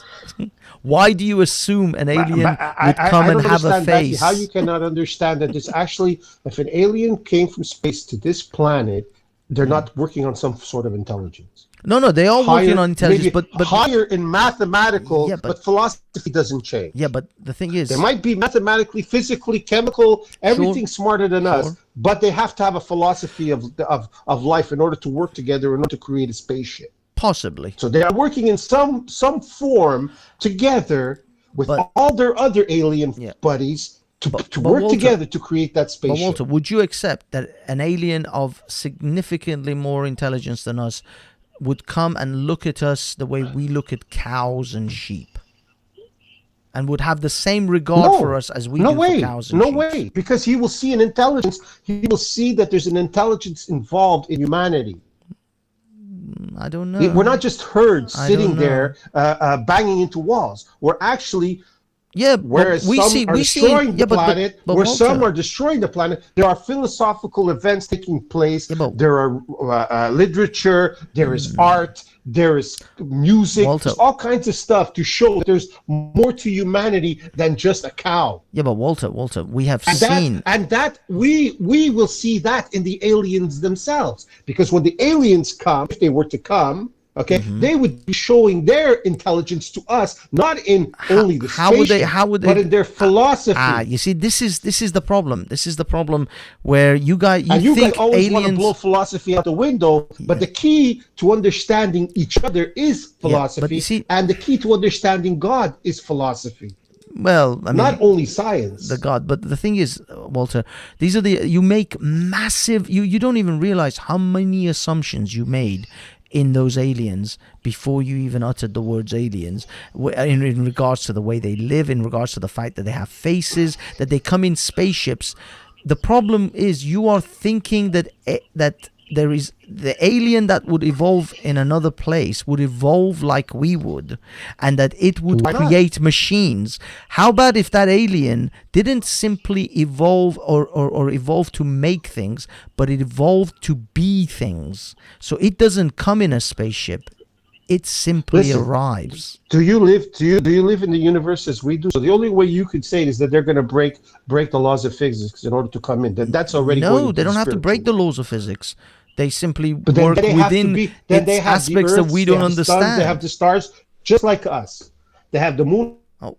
the stars, they have suns, they have Earth, planets, just like us. Yeah, but we also there's vast They're, amounts of they're bound to the same. They're bound to the same physical laws as we are, not if they're in the unless quantum realm. outside of space and time. Not if they're in the quantum realm. They're not bound to the. But the If they can quantum realm, explore the you created quantum realm, What quantum realm? Where is this quantum realm? the realm of the quantum physics. That's a theory. No, it's not. It's quantum physics exists. Also, the quantum exists. Your computer is using quantum mechanics to process the very conversation we're having. You said the quantum realm. Yeah, Quantum there is a realm. That means you're talking about another thing outside of of this universe. It's not outside of the universe. Like you're talking about. Are you talking about different universes? No. Is that what you mean by Well, actually, multiple? Are you going to go? there is a theory in quantum physics, as far as M theory is concerned. Yeah, that does actually postulate multiple universes. But I'm not even talking about that. They're right there. That's what I'm talking about. No, that's so what you're I mean. either saying they're going to come from another universe. M theory. No, I'm not talking about other universe. I'm saying that they will travel in means in which you would not even fathom, and they will not come in spaceships. Understood, Banksy. But because the math is the same, we are also capable of getting to that way of traveling. No. The math is the same. The physics is the same, but we will not be able to, because they have evolved past the point in which we will get the same way Einstein came up with his theory, the same way the next guy comes up with a theory. One day another guy's going to come up with another theory that he's going to break. You're assuming that we're stupid. That this is why the universe. You guys keep on talking about a universe, but the universe is the same for anybody out there, the same way it is for us. It is, but the fact is, I'm trying to tell you, I'm not talking about us growing to make machines that will get us to do certain things. I'm talking about us evolving to be able to have physical abilities to do things that it is beyond our imagination right now. To another place? Yeah, to be able to travel to other parts of the universe without machines. By just blinking our eyes? Well, we won't even have eyes. Who says you would have eyes? Okay. So let's say. Why would you have eyes to blink? Let's say we create a wormhole. We can create a wormhole right in Earth, and that wormhole can take us to another galaxy. Just like some guy figured out how to create a wormhole and zip out into another space, and it's still working in our field. It's still working in our universe. Oh yeah. But what I'm trying to tell you is that it won't be. It's not so much about making, but it's about being. And then to get to that level, that you have to create a wormhole in order to bring yourself from one location to the next, means you're an intelligent being. Is it? And therefore, you are working on a philosophy, because the philosophy has to be that this source is working together with other aliens to come. Walter, let me give you build things. Yeah, let me give you a worldly example of you don't have to build something to have something that is incredible and. So you're saying that aliens just sit around doing nothing all day? Let me give you an example. Let me give you an example. Do you know echolocation? Do you know about the bats? No clue. Echolocation, about dolphins and killer whales or orcas. Okay. So like they didn't sonar invent type it. things. They didn't invent it. We had to invent machines to replicate what they already do. But they evolved into that. It's not a machine. But we don't need to go into the ocean. We just wanted to go into the ocean. No. But I'm trying to give you an example of an evolutionary step which an animal has taken, which we had to build machines. The animal has not taken the animal didn't take that. You're saying a fluke coincidence happened. It wasn't willful. This animal, as an atheist, you're saying that this just developed in a dolphin or any other sort of animal, this skill of theirs. Yeah, right. They evolved, but they became. There's no intelligence involved in that. Well, no, I'm not saying. There is, but that's the thing. There is actually something involved, but you rather call it evolution. Well, no, it is. It's the evolutionary mechanism. But what I'm trying to tell you, a human could look at that sonar and say, that's a cool way of doing things, and then develop his own sonar so that he could build a submarine to get into the ocean, in order that he could go deep into the ocean. But here's the trick. Without waiting 3 million years or 3 billion years to develop sonar. Yeah, but Walter, here's the trick. What if we could evolve to have sonars rather than build sonars? But again, you could say that. You could say that could happen. Can we change the physiology of ourselves to have what we have in machines? Why not? No, but I don't think so. Why not? I think we are what we are. You know what I'm saying? We don't. So you don't believe that the world of genetics could actually allow us to have the capabilities of some of the animals on this planet? You don't believe genetics can actually manipulate genes? We don't have. I mean, we know we can manipulate genes. But it hasn't happened yet. Of course, yet. You can go back 1,000 years. If I go back 1,000 years and tell you a man can fly, you're gonna go. It hasn't happened yet. I could see us curing diseases, viruses, things that are already attacking us. But Yeah, to but say that those we're are- going those to are figure out a way to grow wings, No, not put wings on us, not it's a grow little wings. bit, I'm not even you know. interested in wings. Wings are amateur. I want us to be able to defy To what? the force of the gravity of this planet at will, without actually having even wings. And these- so, these- okay, these what's the amateurish things. evolutionary animal that does that? Which Well, one? no, we haven't evolved that. But what I mean is, I'm trying to give you No, but you said that there's perspective. that everything evolves. I'm trying I mean, you could think of these things. Yeah, You could exactly. think of these things Exactly. like the I'm trying to- Matrix I'm and trying come to up with get you- all these great I'm trying things. to get you to think outside of your parameters. You are so closed off in your parameters. But that doesn't matter. That's like I could. You know what? I'll just walk through this door. I mean, Yeah. let's think like that. Do you know in Okay, quantum physics okay. you can do that? There you go. Because do you know how What hollow? place Do you you do know that? how hollow solid objects are? There are massive gaps in everything that you think is solid. It is full of holes. Everything. On a quantum level, given the right So you're saying right that we're gonna be turning circumstances- ourselves into laser? No. Given the right circumstances, you could walk through a solid object. You could walk through a door, given the right circumstances. In That's a quantum belief. physics. That's a belief, Banksy. No. That's It's a belief quantum- because it's you part know of it's never quantum happened physics. so far. No, the thing is, this is to do with the understanding of the quantum realm and the quantum physics. If you go to that level, That's what I told you. It's a bunch of notice bullshit. the gaps. No, but this not. This is real science. It sounds like magic, but Real it's actual science. It's the thing that runs your computer right now. That science of quantum mechanics runs your. But do you know what? That science of quantum mechanics also has hindered our progress to making faster CPUs because of, you know what? Quantum tunneling. Because of quantum tunneling, it has put a stop to us expanding the CPU processing Listen, speed. if you're saying we'll be able to walk through a door, then we'll still be able. Then we'll fall through the floor also. Yeah, Because if you're going to walk If through a door, then you're going to fall through the floor. potentially. Because there's. Sure. But you can control. You know what but I'm if saying? you That can means control, you're falling No. until you fall into space. no, but Walter, if you I can don't understand where you're going control, with that. listen, if you can control your molecules, that will allow you to go through the gaps of that door. Then you Yes, can also Banksy, I control saw your the movie molecules to stop you from falling through the floor because you are controlling. It is a controlled process. But wouldn't you want to be an invisible man too? We can Imagine develop that too. You can actually reflect light so that it seems that you're not there. We've already looking into technology. So you can't believe in God, but you can believe in this. But these things are real. These things are actually real. Invisible man too is real. They are working on light reflective technology that would make you render you invisible. You believe in camouflage, right? Camouflage isn't magic. Camouflage exists. You can effectively disappear into the wilderness. You're not disappeared. You're just part of the Exactly. because your clothes. So- What so you're your saying. eyes- That doesn't make you yeah, invisible. but your invisible. eyes- I mean that no matter where you walk without camouflage, Yeah, you're always but invisible. Walter, if your eyes can't detect Like a where I ghost. am, if your eyes cannot see where I am, then what am I? Now you're playing with the term invisible. But that's you, the you point. understand what I mean by invisible? No, but you're thinking invisible. But even the invisible man was a solid matter. If somebody bumped into him, he would be solid, but he's invisible to the eye. And Right, that's but the not using trick. camouflage Yeah, because no matter where he walks, he's always invisible. The only way he becomes if somebody pours paint on him. Yeah, but light For some reflective reason, the paint technology. sticks to but him. the thing is, they are working on light reflective and that's technology. all in the movie.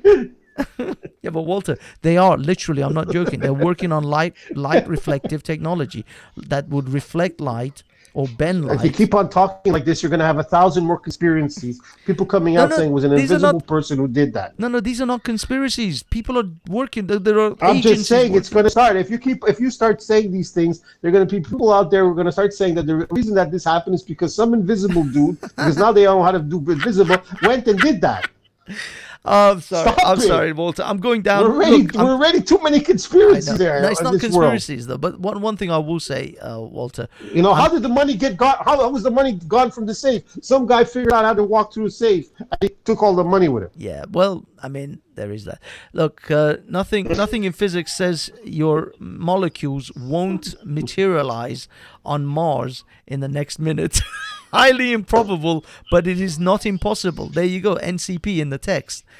This is what I'm trying to kind of inject in you. I really think that at this point, if you're really going to believe in this type of stuff, walking through walls, invisible people, all this type of stuff, how can you not assume that there's an intelligent being outside who already is there, is at that level, or beings that are already at that level, living outside space and time?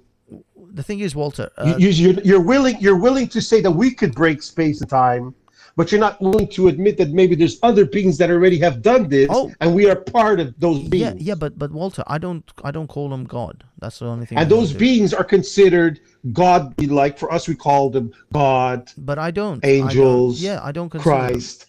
But that's the thing. If you understand? But Walter, they say any civilization that is sufficiently advanced in technology would seem like magic and godlike to primitive people. You can go back in time if we had time travel technology right now. Any 21st century human being could take enough technology with them back in time to make himself a god. If I were to go back to the times of the Romans and take a few listen, if I were to go back to the times of the Romans and take a few machine guns with me, I would be Caesar in a week. Obviously, but if somebody got you with an arrow and you started to bleed, they would know that you're not a god, that you're somebody else. Well, that's the thing, though. But nevertheless, they may suspect, but I can still dominate them and make myself into a god. But that even worked in the time of even with us as humans. That worked also, because when we took when people went to conquer one place to the next, it's because sometimes they had better weaponry as the other dude until he figured out what the other one was doing. Look, all I'm trying to explain is just had an advantage. This thing that you're saying, of course, is this God thing. What I'm saying is that if you're going to go to this level of thinking outside the box, all right, you're going outside the box here. You want to go outside. You want to warp places. You want to go through walls. You want to do all this stuff. Yes. Then it's very possible that the intelligence that created us has already gone through walls, has already become an energetic force that is using this physical planet in order to get us to understand what it is to be alive. Yeah, but Walter, you're going backwards. You're saying that we came from a single cell organism and we evolved, and now we're evolving to become one day godlike. But you're not willing to assume that godlike has already happened. Yep, but the thing is, Walter, I don't call it God, because for me, a creature, an entity that has achieved these things is just another living being in the universe that has attained what I have not. But it is not my God. It is just an entity that lives and is more powerful than me. But if this entity, if it was your father... He's not. If it was your father who could do this. I know my father. Okay, but I'm just saying, if it's your father, then he's not just an entity, he's part of you, and you're part of it. I mean, we are all part of the... But so even though you're saying, oh, I don't want to be a part of it, you are part of it because you are made from it. Yeah, but Walter, I accept that I'm part of... We're all children of the universe. We all carry atoms that were born in stars. You are willing to accept that you're children of the universe, but you're not willing to accept that you may be part of something bigger than the universe. Well, even if I am, it's still not a god to me. It is still just another creature. I understand that, Banksy. I will not worship it. I will not praise it. You're not going to worship it. I will not submit to it. You could say this, you could say that, but you could also say, you know what? It probably could exist. Yeah, it just could. Like I'm not denying its existence. I'm saying I would not worship it. I would not obey by its rules of worship and praise. I will not do that. I don't care. I don't like dictators. I don't like celestial dictators. I don't want to live in a celestial dictatorship. Well, then what do you want me to say? I mean, if you could have love for a sports team that just kicks around the ball, but again, people could, and then you can't have love for something that is a superior mind. It Well, doesn't make yeah, sense but to me, Walter, like, Walter, what? I could love that well, I mean, love in a platonic way. I mean, I have different levels of love. I have love for my mother, but I also have love for my girlfriend. But they are different ways I love them, and so maybe I could extend my love and admiration for this being if I find it pleasant enough. But I certainly am not going to just offer my love without ever even having a conversation with this Right, creature. but because you're looking at love as, but something gave you the ability to love and how to love No. and to know the difference between But love and hate. I don't accept that someone gave me the understand? ability. I developed the see? ability, or we as human beings developed the ability to care for those that we are close to, we've bonded with. Love isn't just innate. We don't. There are plenty of examples of human beings who do not love other people. We know love is developed. We understand that, but this is where you're making a choice, because we know that there's a lot of human beings that maybe not love another human being, but they will love their cat.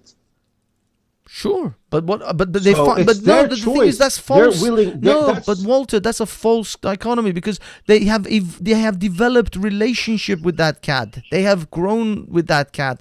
They have raised and fed and cherished that cat. They have 1,000 times more things in common, or have developed Jeez, we could play emotional this all day. I mean, connections. there's parents that treat their kids like crap, and the kids still love their. No, we can play Walter, this game Walter, all day. Walter, I mean, you are saying that I should, if I have a cat and I've cherished and loved that cat and I've raised it and I've fed it and developed this close, intimate bond with this cat, that I should love a strange human being from another part of the world in the same way as I love my cat. Of course I'm not going to do that.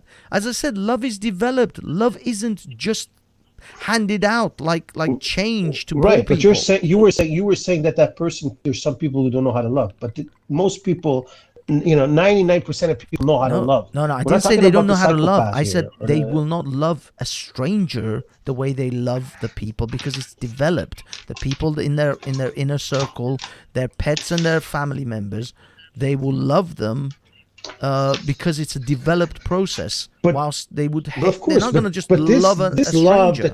love Banksy, but this love that you're doing, or we're doing, we're learning. It's an experience. We're doing it for a reason. We're learning what it is to love. It's not for no reason. Yeah, the reason If is I'm an atheist, I can give you an it's give you an just- anthropological reason why we love. If I'm an atheist and if I'm breaking it down, I'm really just being delusional. Yeah, I can give you an Just to get to anthropological the next reason day- why to get love to the is next useful. day. But Walter, I can give you an anthropological reason why love is absolutely useful, and the bonding that we have with our fellow friends and family members is proven beyond shadow of a doubt. It's Becky, how is it evolutionary useful? advantageous. It's useful for me to create kids. Wait a minute. It's useful for me to create kids so that they end up creating more kids, so they end up dying and suffering.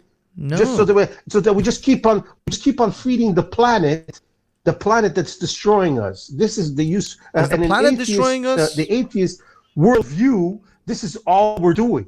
No, We're just you're going having down the kids and turning it over but again. that's the problem. You think all Yes, atheists are Banksy, nihilists. it doesn't make sense to if you're just an atheist, you say, "Oh, I'm loving this," and I'm like, but at the end of the day, when you sit down and you look and you're sitting under the tree, it's all a waste of crap. The problem is, Walter, you think all atheists are nihilists. Atheists are not all nihilists, and they don't think that it's. But then all you're living the worthless. same. You're living a delusion, just to get by. It's not a delusion. Because at the end of It's the day, you real. know what's going to happen to you. No I matter don't- how much you love, no matter how much you hate, Look. at the end of the day, Look, at the Walter. end of the day, you're just a gravestone. Walter, it's okay. It's okay to die and be nothing and go, because the life that you live, if you've lived one that's worth remembering, those around Yeah, you will what was I remember. gonna do? This Yeah, is tell me. this is what Bruce Lee said. He said, don't try to And who was Bruce Lee's third uncle? I don't know. I didn't You look don't into know. his third uncle. So what His happens to the poor third? What's uncle. so what happened to Bruce Lee's third uncle? What happened to him?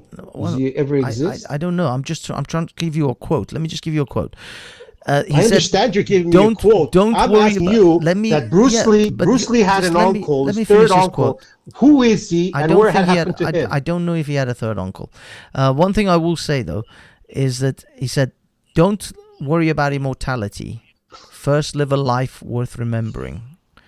And if you live the life worth remembering, those after you will remember you, and that is all you can ask for." So now I'm asking those who will remember him. So who is Bruce Lee's fifth uncle or third uncle that anybody will even care to remember? Well, you and Because I will Bruce not. Lee, we but know Bruce Lee is living legend because he's on TV, he's in movies, but- he's in books. But anybody else like me, you, most people out there go to work every day, back and forth.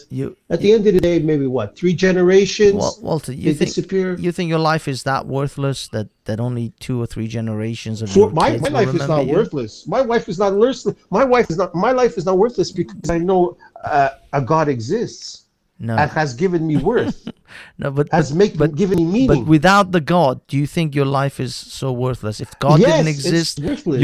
It's your life pointless. is not worth. It's a pointless gibberish. Wow, you are. It's a I total mean, delusion. you would literally kill yourself if you didn't have a God. If there is no God, Banksy, if there is no God, life is just a pointless death machine. I feel incredibly sorry for you, Walter, because you really. Why would you feel? I told you why my life has purpose. Yeah, and millions but of I other feel people. sorry that you think Because that only because of Jesus your life is worth living. We see life. We see that life is not just the death wish; it is more. We will. I don't know. Evolve Walter, to the next Walter, state. That is a of mind. being. You have the mind. You know, you have a mindset of the jihadi.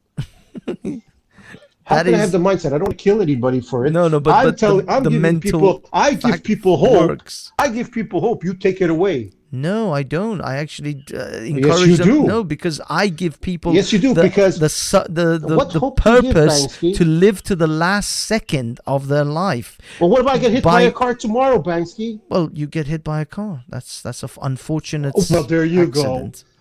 So there you go. So the last breath of the minute of the hour of the day meant nothing.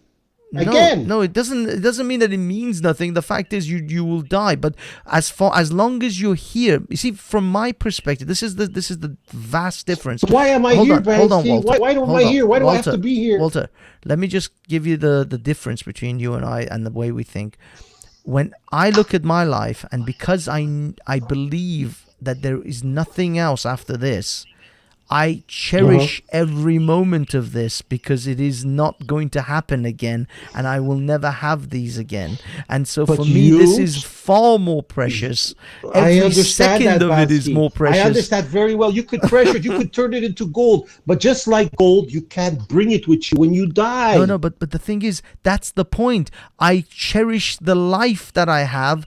Because there's a lot of people it's not that going to cherish happen all again. The materials they have. No, it's not they about cherish so much, but materials. when they die, don't bring shit. No, Walter, I'm talking about a sunset. I'm talking about hugging your mum, sitting down with your nephew on your But you don't get it. When you die, everything you cherish will not. You believe you're not going to feel it anymore. It's over. Yeah, so that's why.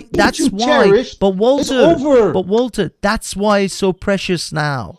It's a joke. That's why it's more precious.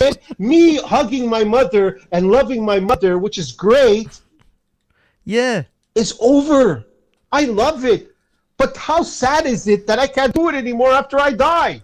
But that's why it's precious to do it now and really appreciate it. But if you have something, if you have, let's say, an entity that came to you and said, "No, there's more to this life than you're just dying to become worm food." But I don't want. And you want to say, "No, that doesn't exist." But Walter, no, that's all bullshit. It's all lies. Walter, you see, there is no entity that's come and told me this.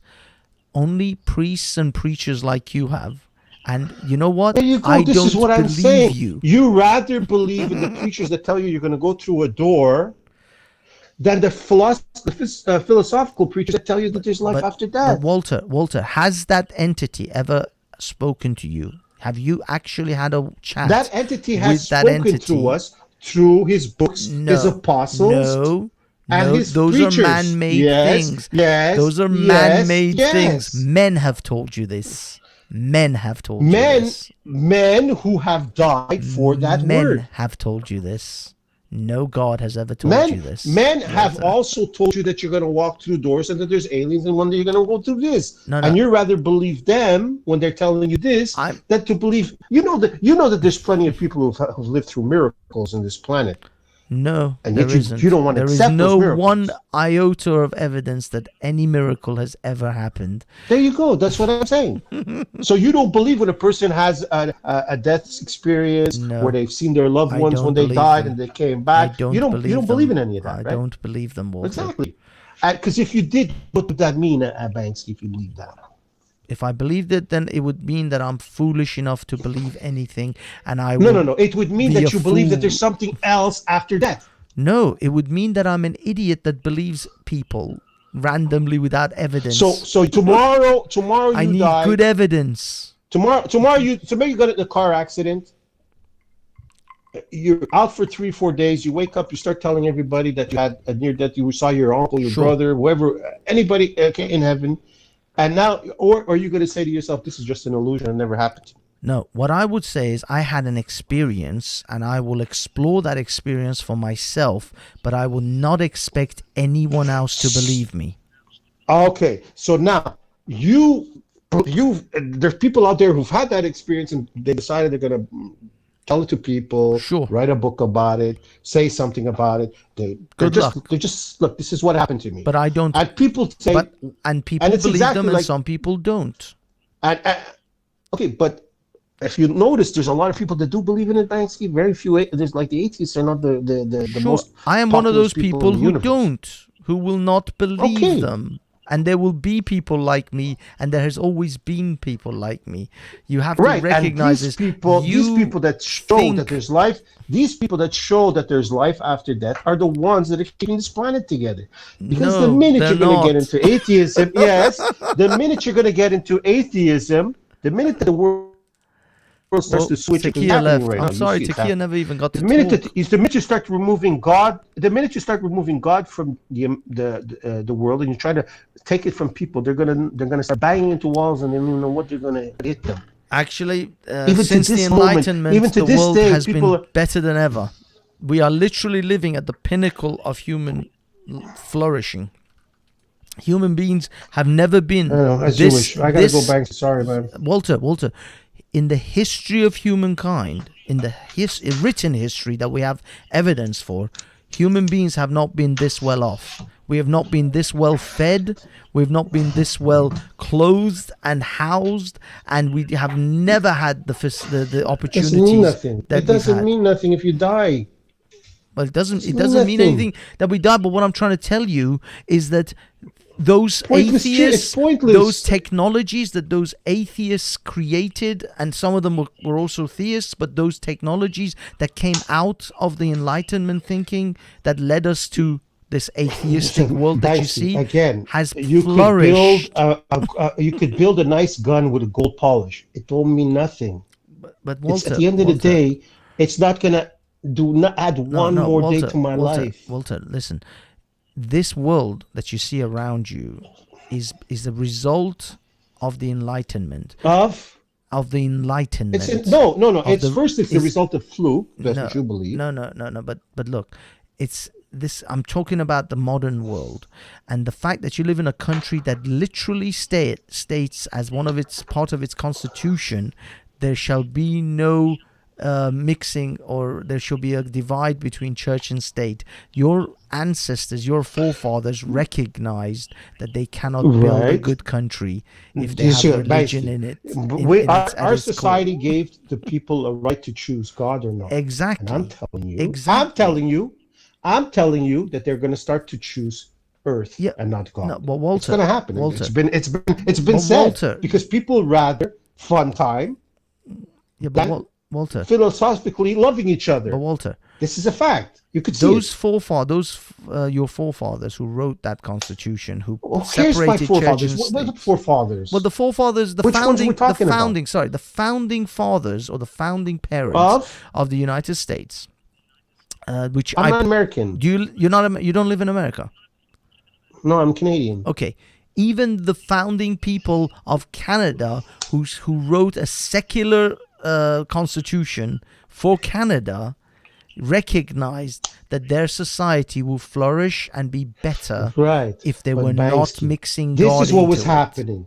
They did that. People were still religious in the day.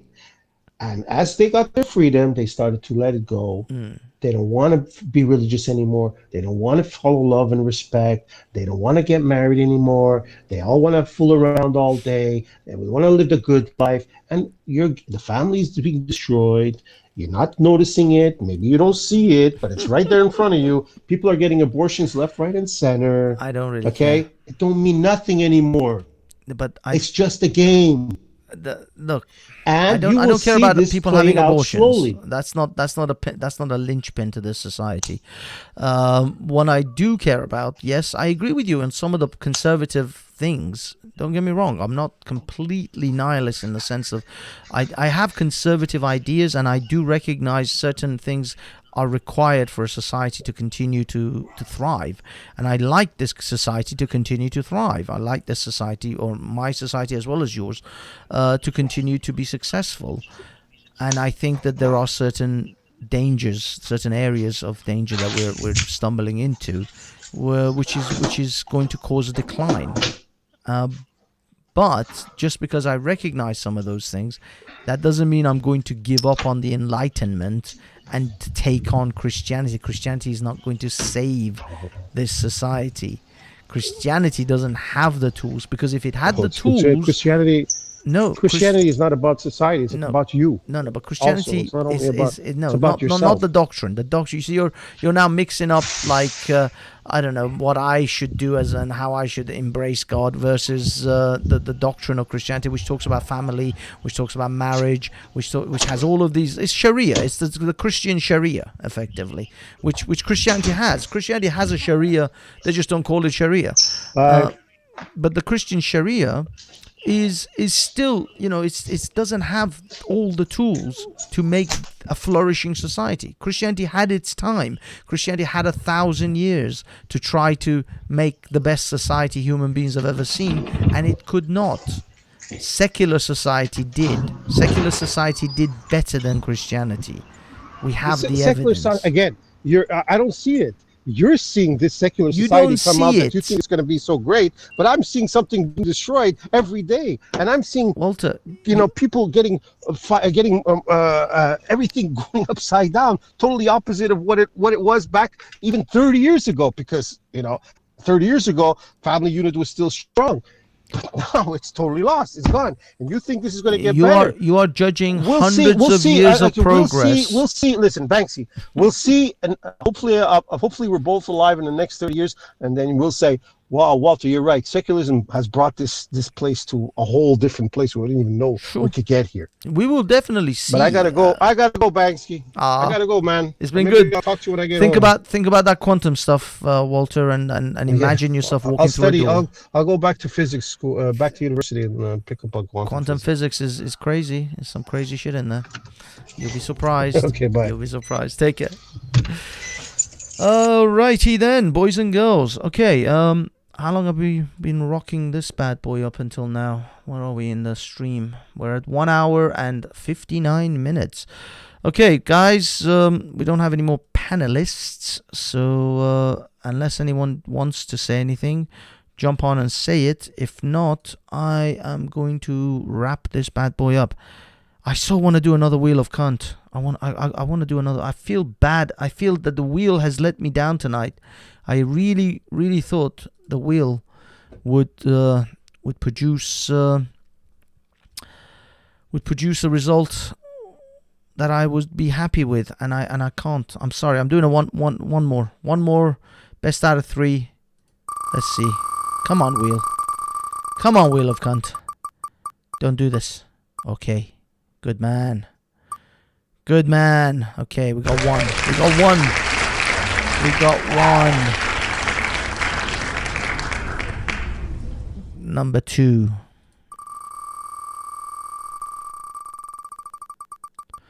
Number 2. Oh, no, no, no, no, no. Yes! Yes! Oh. We're going to still do the third one, although it's elementary at this point. We don't need to do it, but we will still give him the third one.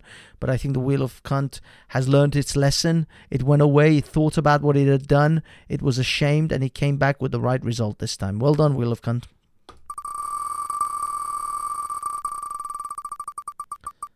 Oh, yes. Yep, I think the wheel has learnt its lesson. I feel that the Wheel of Cunt redeemed himself or herself tonight. Thank you, Wheel of Cunt. And okay, so put Walter on there.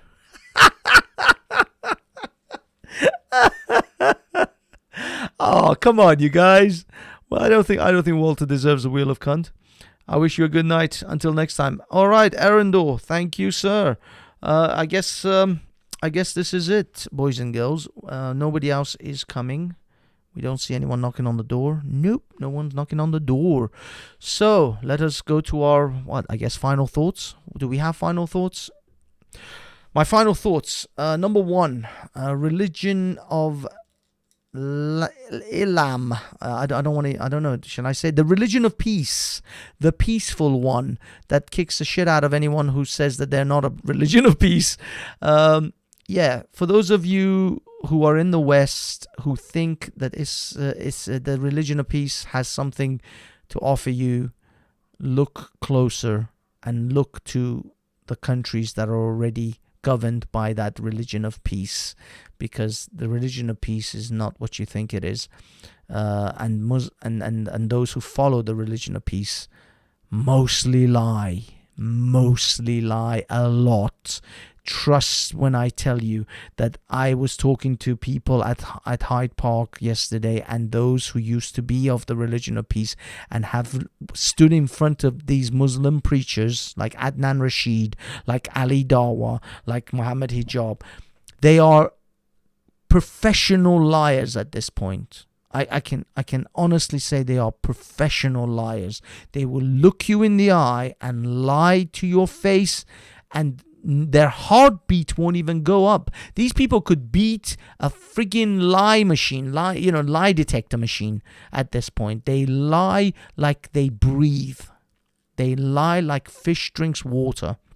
So do not be taken in by these people. They are all snake oil salesmen and proven liars. Insanely proven liars. These so-called men of God are nothing of the sort. They are hoodwink hustlers, 2-bit hustlers, 2-bit snake oil salesmen that will look you in the eye and tell you to drink this poison because it's good for you. So F all of those lying bastards. And unfortunately, they have hordes, armies of Neanderthal slack-jaw morons that I will grab your paper. Your paper offend me. Mongo, grab paper. Mongo, grab paper and pull. So yes, these are idiots and they're amongst us. And unfortunately, our government systematically supports them and rewards them. Look at our mayor in London. That's all I need to say. So, don't trust the Muslim preacher as far as you can shot put a planet. Don't trust. I would literally give my money to a cat burglar to a hustler that is trying to sell me London Bridge before I give it to a Muslim mullah. That's how much I distrust and despise these liars. They're liars. Despicable, unethical liars, and it's unbelievable how much people just follow these unethical individuals. Anyway, forget those guys. The final thoughts is really with the conversation that I've had with Walter. The conversation I had with Walter wasn't really a conversation with him was more of an exercise in my own thoughts of abstract thinking. I've been trying to expand my mind in abstract ways and try to think about things that are just crazy out there. Walking through walls, teleporting to other parts of the universe or other universes even at will without machines. I think there's this line in a film called Lucy, and Morgan Freeman, who is amazing, says, have we been so concerned with making rather than being that we've forgotten to be? I think we are more concerned about making things than we are with beings and potentially even evolving. And so I think that the future of humanity isn't in the things we make, but the people we are and what we become. I think that we should examine that. We're so caught up with things that we can build rather than people we can be. I don't know. Maybe I'm just an idiot on the internet rambling. But since I have the internet and since I am rambling, so be it.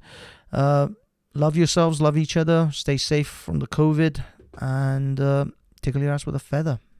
Peace. Oh fuck, what am I going to play? Just realized I don't have a clue. Okay, let's go with this one.